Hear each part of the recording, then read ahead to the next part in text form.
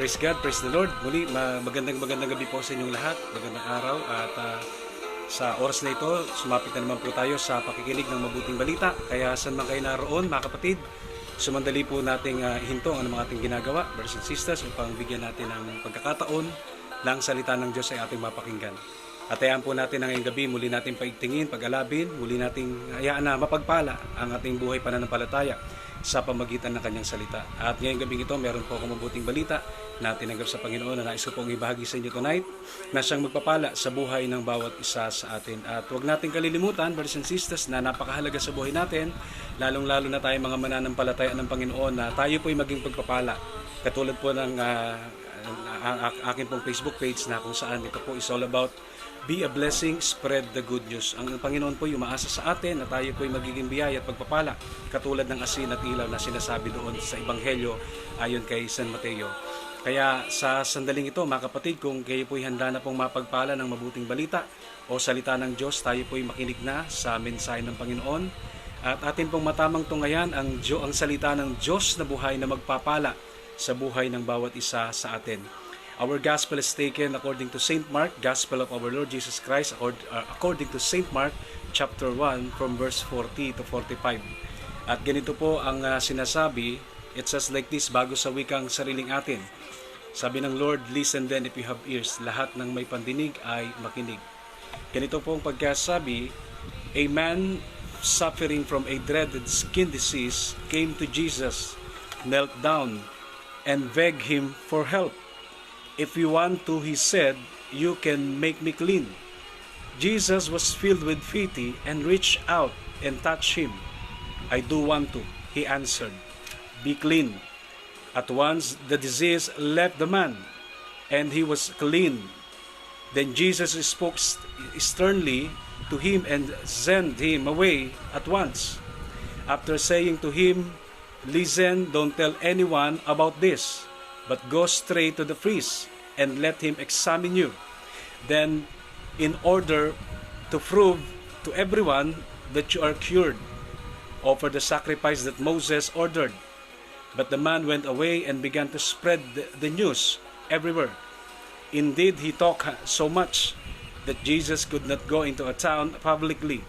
Instead, he stayed out in a lonely place, and people came to him from everywhere. At sa wikang sariling atin, ganito pong pagkasabi, may isang ketonging lumapit kay Jesus na nikluhod at nagmakaawa. Kung ibig po ninyo'y mapagagaling ninyo ako. Nahabag si Jesus at hinipo siya sa bayang wika, ibig ko gumaling ka. Noon din nawala ang ketong at gumaling ang tao. Pinaalis siya agad ni Jesus matapos ang ganitong mahigpit na bilin. Huwag mong sasabihin ito kanino man.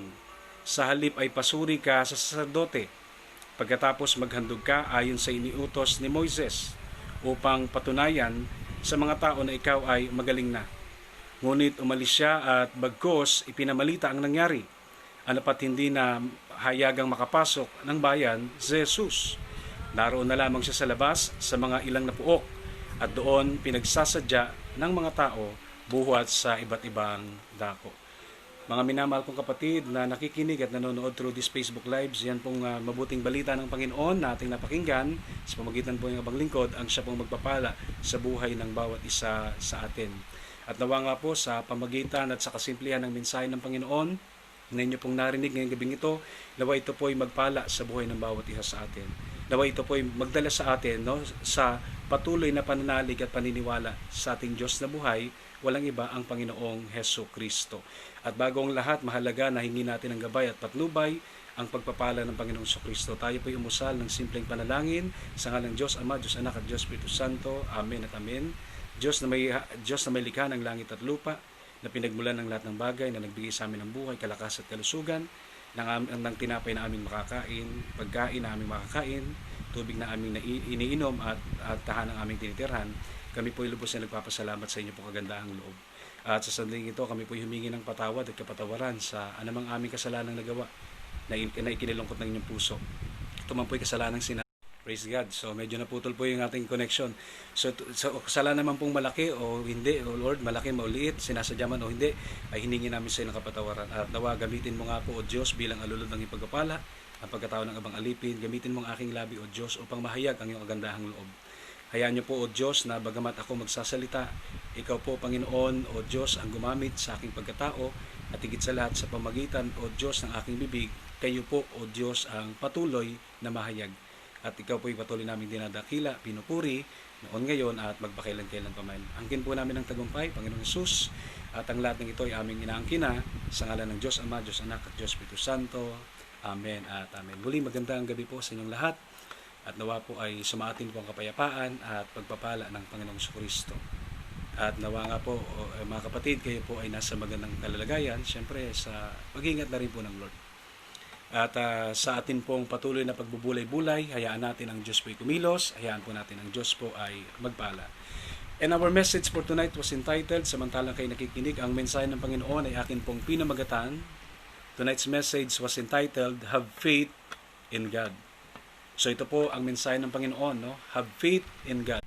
Have faith in God, manalig, manampalataya sa Diyos. So ito po ay napakahalaga sa buhay natin bilang Kristiyano. Kaya nga, brothers and sisters, no, we are called as a Christians, as a believer, sapagkat tayo po ay meron pong ugnayan sa pamagitan ng ating pananalig sa Diyos. Sa John chapter 14 verse 1 ay sinabi ng Panginoong Kristo, believe in God. At hindi niya sinasarado yung pinto doon, kundi He added, believe in God and believe also in me. At doon sa Mark chapter 11 verse 22, maliwanag na binabanggit doon yung salitang have faith in God. Manalig kayo sa Diyos. Kaya ang tanong ngayon sa atin sa buhay natin ito, no, sa dinaranas natin sa mga pangyayaring ito, no, 4 months naka-lockdown tayo at yung iba ay marami na pong daing, marami na pong brothers and sisters na pag-aagam-agam, yung iba ay tuliro, hindi alam ang gagawin. So ang tanong ngayon kamusta naman ang ating pananampalataya? Meron pa ba tayong pananampalataya? Meron pa ba tayong pananalig sa Diyos? Kasi napakahalaga po ng bagay na ito Upang tayo po'y katagpuin ng Diyos, mahalaga yung pananampalataya. Sapagkat sinasabi ng Biblia, maging yung to kahapon ng ating punong lingkod, sabi ng Hebrews chapter 11 verse 6, without faith, it is impossible to please God. Ang pananampalataya ay napakahalaga, lalong-lalo na sa mga taong lumalapit sa Diyos. Sapagkat ito po yung hinahanap ng Panginoon sa ating lahat. Sa Luke chapter 18 verse 8, anong sabi doon? Pagparito ng anak ng tao, meron pa kaya siyang makikitang nananampalataya at nananalig sa Kanya? So sa buhay natin ito, no, bagamat mga kapatid minamahal, no, tayo pinasurpresa sa ganitong pangyari, hindi tayo nasanay, pero keep on serving, do not give up. Have faith in God, no? Sapagkat naniniwala tayo na walang taong napariwara na buong pusong nagtiwala at sumampalataya sa Diyos. So allow me to, brothers and sisters, no, to preach the gospel. Hayaan niyo po ako magpatuloy sa akin pong pagbabahagi ng mabuting balita. And let us take a second look, no? So madali nating tignan. Ang sabi dito ng Bible, no, the leper came to Jesus. Ang ketonging ito, no, a man with a dreaded skin disease. Alam niyo po, no, take note for your information. Nung unang panahon, brothers and sisters, ito po ang tinatawag natin na ketong, mga kapatid minamahal. Ang ketong nung unang panahon ay wala pong kagalingan yan. It is a kind of disease that is incurable. At kung titingnan natin, brothers and sisters, no, mga kapatid ko naman, literal speaking, ito pong ketong na ito ay talagang nakamamatay, no. Ganun din naman, brothers and sisters, no, sa spiritual na pag-uusap, katulad ng kasalanan, di ba? Sabi ng Bible, for the wages of sin is death. So alam din natin na ang kasalanan ay walang lunas maliban sa Panginoon. Kaya nga dito, mga kapatid, baon ng pananampalataya ay lumapit po yung mamang ito sa Panginoong Kristo. At anong sabi sa verse 40? If you are willing, you can make me clean. Biruin niyo po yan. No? Kung inyo pong nais, kung inyo pong iibigin, kung inyo pong naisin, ako po'y malilinis ninyo. Sa madalit sabi, ako po'y mapapagagaling ninyo. No? Kaya ang sabi rito, if you are willing, kung nais po ninyo, ako po'y lilinis. No? Ako po'y magiging si Mr. Clean. Kaya ito yung maganda rito, no?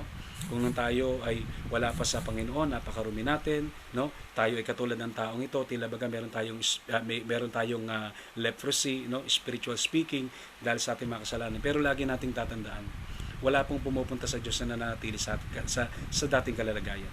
Lahat ng pumupunta, lumalapit sa Panginoong Kristo ay kinakatagpo ng Panginoon.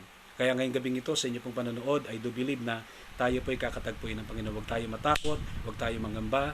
Have faith in God, sabi ng Lord, and have faith also in me. At tsak yun, brothers and sisters. Ano man ang ating kahilingan will be answered by God. Ang tanong dito ay, kayo po ba'y naniniwala? At alam ko po, na tayo po ay naniniwala. Na tayo po ay sumasampalataya. Now, tingnan natin, no? Kapag pinag-usapan natin yung salitang faith, no? When we talk about the word faith, brothers and sisters, ano po ba yung simpleng kahulugan ng salitang faith, brothers and sisters? First and foremost, the word faith simply means total dependency. It simply means, brothers and sisters, total dependency or reliance on God. Sa madalit sabi, in other term, bilang karagdagan, yung pong sinasabing faith is simply means total trust. Yung lubos, mga kapatid ko minamahal, na pagtitiwala. Brothers and sisters, yung walang pag-aalinlangan. Kaya sa Romans chapter 10, sinabi ni Apostol Pablo sa verse 11 sa mga taga-Roma, the scripture says, those who believe it in Him will not be disappointed. Now, take note, pakinggan niyo po. Anong sabi niya? Ang sino mang sumasampalataya ay hindi mabibigo. At binigyang diin sa ibang salin, ang sabi ron, ang sino mang sumasampalataya ay hindi mapapahiya. Kaya tingnan niyo po, no? Sa atin pong karanasan ngayon, no? Sa ilang buwan nating brothers and sisters, tayo po ay nakakulong sa bahay, minsan lang tayo nalabas. So kung titingnan natin, di ba? Hindi naman po napahiya ang Diyos sa atin. Buhay tayo, malakas at pinagpala. At yan naman po, brothers and sisters, ay dahil sa grasya ng Panginoon. At sa tulong na rin ng pananampalataya na Diyos mismo magbigay. Diyos mismo ang nagbigay. Kaya sabi ng Hebrews chapter 2, verse 1 and 2, di ba? Fix your eyes unto Jesus. Looking unto Jesus. Kaya mahalaga sa buhay natin, no? Ang taong may pananampalataya sa Diyos, ito yung mga taong laging nakatuon sa Diyos. Tingnan niyo po, no? Sa panahon natin ngayon, pinag-uusapan ng tao yung problema, hindi solusyon. Ang pinag-uusapan ng mga tao ngayon, brothers and sisters, yung virus, yung COVID, no? Dapat ang pinag-uusapan natin si Jesus. Kasi yung COVID, pag pinag-uusapan mo, lalo ka lang matatakot. Lalo ka lang manghihina, pati mga buto mo, no? Yung buong pagkatao mo. Kaya dapat maganda pag-usapan natin si Jesus. Because Christ is the answer, Christ is the solution to all our problems. Amen. So, tayo po yung magpatuloy. Including that, pag pinag-usapan natin yung salitang faith, ang lulutang nakahulugan dyan, faith simply means to believes in invisible, to believes in incredible. Ang salita pong faith ay nangangahulugan ng paniniwala sa mga bagay na hindi natin nakikita. Ang salitang faith ay paniniwala sa mga bagay na hindi kapani-paniwala. Kaya yun po yung pananampalataya. Ang taong may pananampalataya, wala man siyang nakikita, pero umaasa siya na yung kanyang inaasahan ay mangyayari at magaganap. Kaya ngayong gabing ito, may inaasahan po ba kayo kay Lord? Hindi niyo pa man tinatanggap ngayon, no? Hold on to your faith, no? Manampalataya ka. At tsak yun, darating. Ibibigay ng Panginoon sa iyo. At dito nga po yung sinasabi, mga kapatid minamahal, brothers and sisters, bilang karagdagan, sa salitang faith, no? Faith simply means the free, reasonable, personal, committed, total response to God. Sa madalit sabi, ang pananampalataya, ang sabi dito, the free, reasonable, personal, committed, total response to God. So, ang pananampalataya, ang ibig sabihin niyan ay yung malayang, yung tinatawag na ang malaya at makatwiran, sabi rito, no, paninindigan, brothers and sisters, buo at personal na pagtugon sa Diyos. Biruin niyo po yan. Ito po, brothers and sisters, ang kagandahan dito, no? Ang pananampalataya ay nangangahulugan na kung saan ito po yung ating malayang, ito po yung ang malaya at makatwiran, brothers and sisters, no? Sabi rito, makatwiran, mapanindigan, brothers and sisters, no? At ang sabi rito, brothers and sisters, at yung tinatawag nating personal, no, sa madalit sabi, no, yung personal nating pagtugon sa Kanya. Kaya, bukod dyan, dito yung sinasabi, brothers and sisters, no, ang taong may pananampalataya, brothers and sisters, ang sabi dito, mga kapitnamahan, faith is what you say. No? Ang pananampalataya, brothers and sisters, ay kung ano yung sinasabi mo. Kung ano yung sinasalita mo. Kaya sabi ng Proverbs 18:21, be aware. Because life and death is in the tip of our tongue. What you say is what you get. Kung sinasabi mo, mahina ka, manghina ka talaga. Pero kung sinasabi mong malakas ka, talagang lalakas ka. Kaya ito po, no, dapat yung ating pananampalataya ay malaya, makatwiran, brothers and sisters, no? Talagang mapanindigan, buo at personal na pagtugon sa Diyos. Walang pagagam-agam. At sinasabi nga rito, brothers and sisters, no, faith is what you say, faith is... Yon, praise God. Pasensya na po kayo sa poor connection natin. So, yun po yung sinasabi rito, no? Faith is what you say, and faith is what you believe for. Kaya, ang pananampalataya ay kung ano yung sinasampalatayanan natin. Kaya mahalaga sa buhay natin, saan ba tayo nakapokus? Saan ba tayo nakatingin? Tandaan natin, kung ano yung tinututukan mo sa buhay mo, kung ano yung binibigyan mo ng pansin, yan po yung makaka-apekto sa buhay mo. Kaya sa buhay na ito, brothers and sisters, no, sa ating kalagayan ngayon, saan ba nakatingin yung ating pananampalataya? Saan ba tayo nakatuon? Ano ba yung paniniwalaan natin? Dapat ang paniniwalaan natin, walang iba kundi yung sinasabi ng Diyos. Hindi yung mga pangit na balita. Yung mga bagay na ang pininiwalaan natin dapat ay yung mga bagay na makapagpapalakas sa atin. Now, tingnan natin ngayon, brothers and sisters. First and foremost, why do we need to have faith in God? Brothers and sisters, no? Bakit kinakailangan natin na tayo po'y manalig? Bakit kinakailangan na tayo po ay manampalataya sa Diyos? There are 3 things na gusto ko pong ibahagi sa inyo bago po yung, brothers and sisters, no, yung pong pinakita dito ng leper, no? Yung bago po yung mga bagay na ipinakita. So yun po, no? So tingnan muna natin, brothers and sisters, bago tayo dumako doon po sa may ketong, brothers and sisters na pinagaling ni Lord. First and foremost, why do we need faith in God? Bakit natin kinakailangan ng pananampalataya, pananalig sa Diyos? Una, sapagkat ito ay hinahanap ng Diyos sa mga umahanap sa Kanya. So kita niyo po yan. So kung hinahanap natin ng Diyos, ang Diyos din naman ay may hinahanap sa atin. At ano po yung hinahanap ng Diyos sa atin? Yung pananampalataya. There is a say, prayer can move mountain. But including that, no, other than that, brothers and sisters, dito yung sinasabi, no, prayer can move mountain, but faith moves God. Kaya ito po, mga kapatid ko minamahal, ang kagandahan dito. Kapag ka ikaw po, brothers and sisters, no, ay umahanap sa Diyos, dapat magtaglay ka ng pananampalataya. At kapag ka ikaw ay may pananampalataya, yan ang magiging dahilan para kumilos ang Diyos sa buhay natin. No? Faith moves God, brothers and sisters. At dito yung sinasabi, God moves when faith begins. Ang Diyos po ay nagsisimulang kumilos kapag tayo po ay sumampalataya.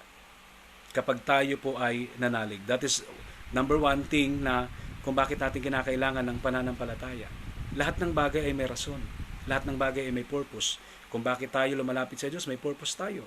At sa paglapit natin sa Diyos, mga kapatid, inahanapan tayo ng Diyos ng ating pong pananampalataya. Kasi yan po ay required. It is required to those who seek God. Kaya yung tao na kasusumpong sa Diyos ay yung talagang may pananampalataya. So, number 2, mga kapatid, why do we need faith in God? Bakit nga ba natin kailangan ng pananampalataya sa Diyos? Alam naman ng Panginoon lahat ng pangailangan natin, di ba? Totoo naman po yun, pero iba pa rin talaga, brothers and sisters, na meron tayong part. Sabi nga, do your part and God will do His part. So ikalawa, mga kapatid, sapagkat sa pamamagitan ng pananampalataya, kumikilos ang Diyos. So yun po yun, no? Sapagkat sa pamamagitan ng pananampalataya, kumikilos ang Diyos. Yun yung sinasabi natin kanina. No? Prayer, brothers and sisters, or prayer can move mountain, but faith moves God. So una, no, kung bakit natin kailangan ng pananampalataya, sapagkat yan ang hinahanap ng Diyos. Pangalawa, kung bakit natin kailangan ng pananampalataya, sapagkat sa pamagitan ng pananampalataya, kumikilos ang Diyos.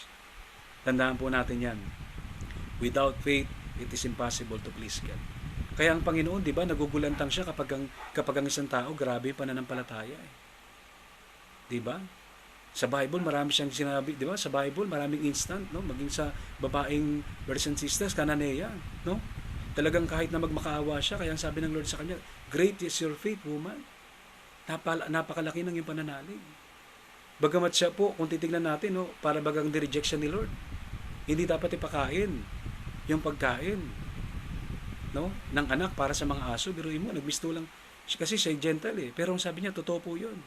Pero maging mga tuta man ay nag-aabang kahit mumulang, di ba?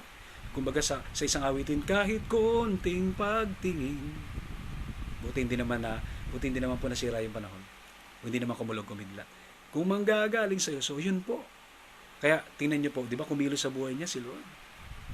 Maging sa babaeng dinurugo, ang sabi ng babaeng dinurugo, mahipo ko lamang ang laylayan kanyang damit. Ganun po nung unang panahon eh. Laylayan lang ng damit ni Jesus, maabot nila, my God, instantly, sila po ay gumagaling. Glory to God. At yan din pong gagawin ng Panginoon sa atin. Anumang kasakitan natin, both physical and spiritual, ay pagagalingin ng Panginoon. If you have faith. And thirdly, no, why do we need faith? Sapagkat sinasabi rito, sa pamagitan ng pananampalataya, lahat ay nagiging posible. And that is true. And do you agree with that? Alam ko po yan. No? Kung bakit natin kailangan ng pananampalataya, sapagkat sa pamagitan ng pananampalataya, lahat ng bagay na imposible ay nagiging posible. Diba? Kung titignan natin si Mother Mary, the angel Gabriel, diba, came to him and said, no, yung God's messenger, nang sabi niya, magdadalang tao ka. How come na ako'y magdadalang tao? Sabi niya. Ako'y berhen. No? Sabi niya doon, no one touched me, something like that. Never been touched. Never been kissed, no? Pero dahil sa sinabi sa kanya yon, nakapaglaman ng anghel mula sa Panginoon, siya po'y naniniwala at samampalataya. At siya nga po ay nagdalang tao. Maging si Abraham sa kabila ng kanyang katandaan, no? Nanalig po siya sa Diyos. At kahit si Sarai ay 75 na at siya ay 99 years old, ugod-ugod na, pero tingnan niyo po. Nang hawakan nilang pangako ng Diyos, nanampalataya sila, kaya imposibleng bagay ay naging posible. At yan ang sinasabi ng Mark 23. Mark 9:23, di ba? Yung ama doon, na kung saan ninaalian ng masamang spirito, pinapagulong, pinapabula yung bibig. Anong sabi sa kanya? Ang sabi ng Lord sa kanya, kung may magagawa. Kasi kung titingnan natin, di ba? Ang sabi niya kay Lord, kung may magagawa po kayo. Parang kumbaga, no? Kung titingnan natin sa negative side, parang minamalit niya ang Lord eh. Kaya sabi ni Lord, kung may magagawa. Anong tugon ni Jesus? Kung may magagawa, ang lahat ay mapangyayari. Kaya kumbaga, at that time, sinasabi ni Lord, kung may magagawa, sabi niya, ang lahat ay mapangyayari. Lalo na ngayon, kumbaga, sinasabi niya, on the spot, at that time, kung nananalig ka ngayon din mismo, may mangyaring himala sa'yo. At yan din sa atin, mga kapatid, kayo pong nanonood through this Facebook Live, sa pangaral po ng inyong kapatid. Kung naniniwala po tayo, brothers and sisters, tsak yun, may mangyaring himala sa buhay natin. Kung nananalig tayo sa Diyos. At maging sa Luke 1:37, di ba? Anong sabi doon, brothers and sisters? No, with men, it is impossible. But with God, all things are possible. Kaya ngayon, mga kapatid, dumako tayo dito. Anong sinasabi dito ng Bible, no? How does the leper show his faith in God? Kung titingnan natin, no, brothers and sisters, itong mga ilang bagay na ito, there are 3 things na nais ko pong impart sa inyo tonight na nagpapakita, naglalarawan na meron siyang pananampalataya sa Diyos. Let us, mga kapatid na mahal, address it. Number 1, how does the leper show his faith? Papaano pinakita? Noon pong, brothers and sisters, may sakit sa balat, nung ketungin ang kanyang pananampalataya. Number 1, siya po'y lumapit sa Diyos. Kaya ito yung magandang tanong dito eh. Kapag tayo ba'y may problema, kapag tayo ba'y walang makain, may sakit karamdaman, di alam ang gagawin, ano ba ginagawa natin? Lumalapit ba tayo sa Diyos o lumalayo? Kasi maraming mga tao, pag may mga nangyaring di maganda sa buhay niya, no, anong sinasabi niya, akala ko ba may Diyos? Akala ko ba Diyos ka? Ba't ganyan ka? Ba't pinababayaan mo kami? Pero dito, kung titignan natin, no, sa kabila ng kanyang hindi magandang kalagayan, brothers and sisters, no, lumapit siya kay Jesus. At anong sabi dyan sa verse 40? Mga kapatid, basahin natin sa mandali. Ang sabi rito, a man suffering. Yun. So, pasensya po mga kapatid, medyo poor po yung ating connection. So, number 1, mga kapatid minamahal, ang sabi rito ng Bible, paano pinakita nito pong may sakit sa balat na isang ketungin, yung kanyang pananampalataya, ang sabi rito, no, a man, verse 40, a man suffering from a dreaded skin disease came to Jesus, knelt down and begged him. Biruin niyo po yan. So, yun po yung number 1, for a help. So, ang ginawa niya po ay lumapit. Kaya sa buhay natin, pag tayo po ay may pangailangan, kapag tayo po ay may problema, anuman po ang nangyari sa ating buhay, ang dapat natin gawin, bis na lumayo tayo sa Diyos, ay lumapit tayo. Sapagkat sabi ng James 4, mga kapigmamahal, verse 7 and 8, draw near to God, and He will draw near to you. Lumapit ka sa akin, at lalapit ako sa iyo. At doon po sa John 6:38, no, walang lumalapit sa akin na kung saan ay pinagkaloob ng Ama, natatanggihan ko. Sapagkat sino mang lumalapit sa Diyos ay kanya kinakatagpo. Maging dito sa Matthew 11:28, yung it is all about God's invitation. Anong sinasabi ng Bible dyan? Magsiparito kayo, kayong lahat na napapagal at nabibigatan, at kayo'y pagiging hawahin ko. So yun ang mahalaga, no? Sa buhay natin ito, brothers and sisters, kapag tayo may pangailangan, imbis na magreklamo tayo sa Diyos, sumbatan natin ng Panginoon, magpakumbaba tayo sa Kanya. Lumapit tayo sa Kanya. At kita po ninyo, anong sabi rito, brothers and sisters, no? Siya po'y lumapit sa Panginoong Kristo to beg Him, no? Brothers and sisters, at ang ginawa niya, mga kapatid na mahal, lumuhod, no? Beg Him on His knees, siya po'y lumuhod sa harapan ng Panginoong Kristo, at siya po'y humingi ng habag. Brothers and sisters, ang sabi ng Bible is this, no? He came to Jesus, mga kapatid na mahal. He begged Him, Jesus, mga kapatid na mahal, no? At ang sabi rito, siya po'y humingi ng habag. Sabi nga sa ating tinunghayan, mga minamahal na kapatid, no? Okay, no? Siya po'y, sabi rito, no? Isang kitunging lumapit kay Jesus, may isang kitunging lumapit kay Jesus, nanikluhod at nagmakaawa. Yun po.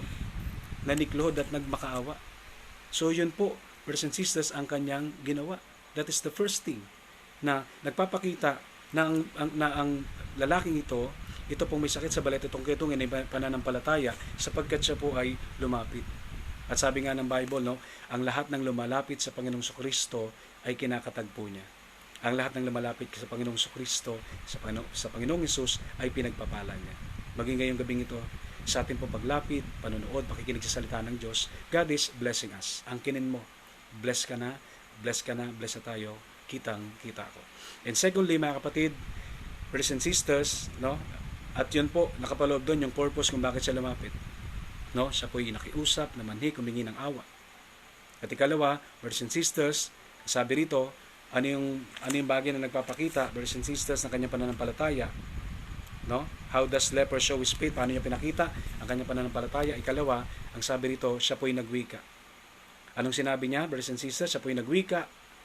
Kung ibig po ninyo'y mapagagaling ninyo ako. So yun po. If you are willing, you can make me clean. So in other term, kung akin pong medyo palalawakin ang aking isip diyan, no? If you are willing, you can make me Mr. Clean, hindi po Ariel, no? If you are willing, you can make me clean. Kung ibig po ninyo, kung nais po ninyo, sabi niya doon, no? Ako po inyong malilinis. Ako po ay kaya ninyong linisin. Kaya kung titingnan natin, brothers and sisters, no? Andun yung kanyang pagpapakumbaba. Andun yung kanyang pakiusap. Kung ibig po ninyo, no? Kung ibig po ninyo, ako po'y mapagagaling ninyo. Ako po'y lilinis. At dito, ang sabi dito, brothers and sisters, no? The word of God says, if you believe, you will receive, brothers and sisters. Yan po, no? If you believe, you will receive, brothers and sisters. Kaya gumaling siya eh. No? Going to Mark 11:24, tingnan natin sa mandali. Ano ba yung sinasabi diyan? In Mark 11:24, sinasabi rito, brothers and sisters. Okay. Ayan. Kaya't sinasabi ko sa inyo, ano man ang hingin ninyo sa panalangin, manalig kayo. O manalig kayong natanggap na ninyo iyon at matatanggap nga ninyo. Biro niyo po yan, di ba? Anong sabi rito, no? For this reason, I tell you for something. Believe that you have received it and you will, sabi rito, no, and you will be given whatever you ask for. Kaya ito po yung napakaganda, ikalawa. Brothers and sisters, no? Ang ginawa niya, siya po ay nagwika, kung ibig po ninyo, ako po inyong mapagagaling. At sinabi nga ng Bible, no? Brothers and sisters, if you believe, you will receive. At ang sabi rito, nakagandahan, kapag tayo lumapit sa Diyos, ang pwede niyang ibigay sa atin ay kahit ano. Ang pwedeng gawin ng Diyos sa atin, brothers and sisters, ay hindi lang yung mga chicken, hindi lang mga bagay na kung saan ay talagang walang kalatoy-latoy. Lahat ng bagay ay kayang-kayang gawin ng Panginoon. Katulad ng lalaking ito may ketong, sa isang saglit ay nilis ng Panginoon. Bakit? Sapagkat nandun po yung kanyang pananampalataya. Nandun po yung kanyang pagpapakumbaba. Tandaan natin, sabi ng John 15:4-5, if you are separate from me, you can do nothing. Kaya maging sa Psalm 137 na napakagandang verse, no? Ang sabi ng Bible, mga kapatid na mahal, kahit sino pa man nagtayo ng bahay na yan, kapag brothers and sisters, no? Ano man ang ginagawa natin sa madalit, sabi, kapag hindi kasama ang Diyos, brothers and sisters, anumang kaharian, kapag hindi ang Diyos ang nagsanggalang, kahit may mga bantay dyan, brothers and sisters, wala pong mangyari. Kaya ito po yung maganda, mga kapatid. no? Sa buhay natin ito, lalong-lalo na kung tayo may problema, huwag na tayo magmalaki. Lumapit tayo sa Diyos. At ikatatlo, idagdag po natin, mga kapatid, brothers and sisters, no? How does the leper show his faith in God? Paano pinakita? Ito pong may ketong, itong itunging ito, na yung kanyang pananampalataya sa Diyos. Thirdly, mga kapatid, siya'y naniwala. Saan po? Siya'y naniwala sa sinabi ng Panginoong Hesus. Namanhik siya, nakiusap siya. Kung ibig po ninyo, ako po yung mapagagaling ninyo. Kaya, ano po yung sinasabi rito? Pakinggan po ninyo. Okay, ang sabi rito, no? Kung ibig po ninyo, ay mapagagaling ninyo ako. At sabi sa verse 41, nahabag si Jesus at hinipo siya, sabay ang wika, ibig ko, gumaling ka. At sabi rito, no? Sa verse 42, noon din nawala ang ketong at gumaling ang tao. So, verse 41, Jesus was filled with pity and reached out and touched him. I do want to, he answered, be clean. At once the disease left the man, brothers and sisters, and he was clean. Sapagkat sa Diyos po ay walang hindi mapangyayari, lalong-lalo na sa mga sumasampalataya. Kaya nga sabi ng isang great apostle, isang great man of God, only believe. Maniwala ka lang, sumampalataya ka lang, na lahat ng bagay ay mapangyayari ng Panginoon. At ang sabi rito, di ba, immediately, no? Nung sinabi ng Panginoong Kristo, ibig ko, gumaling ka. Brothers and sisters, hindi niya tinanong si Lord, ngayon po ba yan? Ngayon na po ba ako magaling? Nung sinabi sa kanya ng Panginoon, ibig ko, gumaling ka, ibig ko, luminis ka. Kailan po ito, Lord? Kailan po ito, Jesus? Sa 1 linggo? Kailan po ako gagaling? Ano pong petsa? Anong sabi doon? Immediately, no? Kaya ang Diyos, pag nagsalita, kapag ang Word of God ay pinahayag niya, on the spot, ang Diyos po ay gagawa ng himala. So naalala ko lang po nung nandun po ako sa Mindoro, sa Sablayan, minsan nag-talk po ako sa isang gawain. Yung isa po doon na bata ay may sakit sa ipin. Kinuwento niya po eh. So pag preach ko po, medyo may pagdiin, pag sigaw ng kaunti, gumaling daw yung ngipin niya. Kaya kung titignan natin, di ba, ganyan si Lord pag nagpagaling. Hindi sinabi ng Lord dito sa may ketong na ito na ibig ko bukas gumaling ka. Ibig ko sa susunod na linggo magaling ka na. Anong sabi? On the spot. Nahabag si Jesus, sinipo siya at sabay wika, ibig ko gumaling ka. Kaya ano nangyari? Gumaling siya. Katulad ng 10 ketongin ng mga kabarkada nito, di ba? Doon sa Gospel of St. Luke. Di ba? Nung sila'y sumigaw, Jesus, mahabag ka sa amin. Ano nangyari, di ba? Sa banda-banda ron may humiyaw, Jesus, mahabag ka sa amin. No, yung 10 ketongin, may isang humiyaw doon sa banda-banda ron. At anong sabi, brothers and sisters, di ba? Mga kapatid ko minamahal, di ba? Sa madali sabi, so to speak, nung naglalakad-lakad sila sa banda-banda ron, no? Nakaramdam yung isa na siya magaling na. At dito rin, brothers and sisters, kung titignan natin, no, siya naniwala sa sinabi ng Panginoong Hesus. Sabi rito, no, ibig ko, gumaling ka. At on the spot, siya po ay gumaling. Bakit? Dahil siya po ay naniwala. Kaya napakahalaga sa buhay natin yung puhunan, yung pananampalataya. Tandaan natin ito. Kapag ka-paralyze ang ating faith, kapag ka tayo po ay walang pagsalig at pananalig sa Diyos, ito po, no, sabi nga, ang Diyos po ay napakalaki.